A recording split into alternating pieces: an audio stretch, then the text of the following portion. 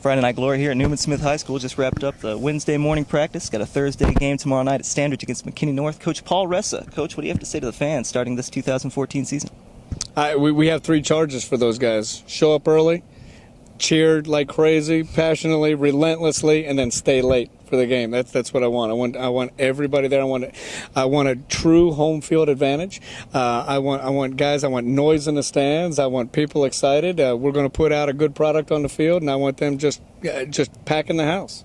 Coach, only 4 games at Standridge this season. Does this one weigh more significantly than any other game in the year? No. This is week 1, and we get the opportunity to face a tremendous opponent in Mckinney North. Coach Fetchy has the team rolling, and they look to do some serious things, and they could make a deep run this year.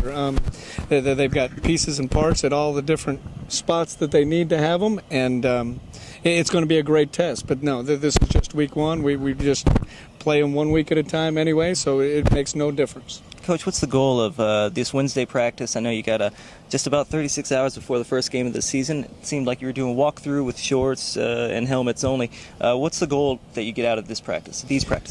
We polish. We polish a lot. We do it. We call it kick the field. We make sure that we go over every situation and anything that could happen during a game, special teams wise.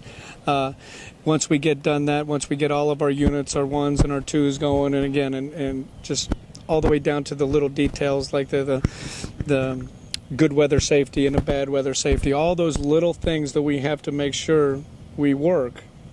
We get that done on a day like today, and then the defense will get out there and they'll polish 8 to 10 of their favorite plays, the opponent's favorite plays, and then offense gets out and they do on-air play polish, and then we work our 2-minute drill and we work our Mayday field goal. Again, this is try to simulate any kind of situation that could occur during the course of a game. We do that the day before.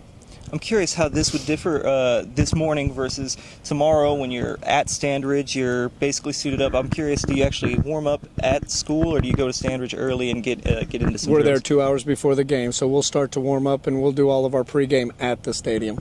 We get there, make sure everybody's taped, everybody has everything they need, and then about an hour and a half before kickoff, we'll really get into our routine and start our pregame and do the special team stuff, and then come back in, give them one last charge, get out there, captains are out, anthem's going, and then it breaks loose 7:01. First 3 games are against non-district opponents. I'm wondering when you actually focus on the teams that you play this year, or is it week to week? Yeah, it's just like we're in the regular season with the district. It is week to week. We've been prepping. We prepped a couple days for Garland for our scrimmage. We had all week with McKinney North. Starting Saturday, we get right on Arlington Seguin. So we get after each week. We don't look ahead. We don't do that. We don't look out, to week 11. We don't look out to week 8. We don't do that. It's just that week. We concentrate on that week, and the kids really benefit from that. Coach, you got plenty of leaders on this team. We've seen plenty of standout players from last year's team return to this year's team. I'm curious, to the underclassmen, what would you say to them to motivate them to become maybe 2015 and 2016 Trojans, leaders of all I'm asking them to do is model the behavior that the captains are showing and your seniors are showing.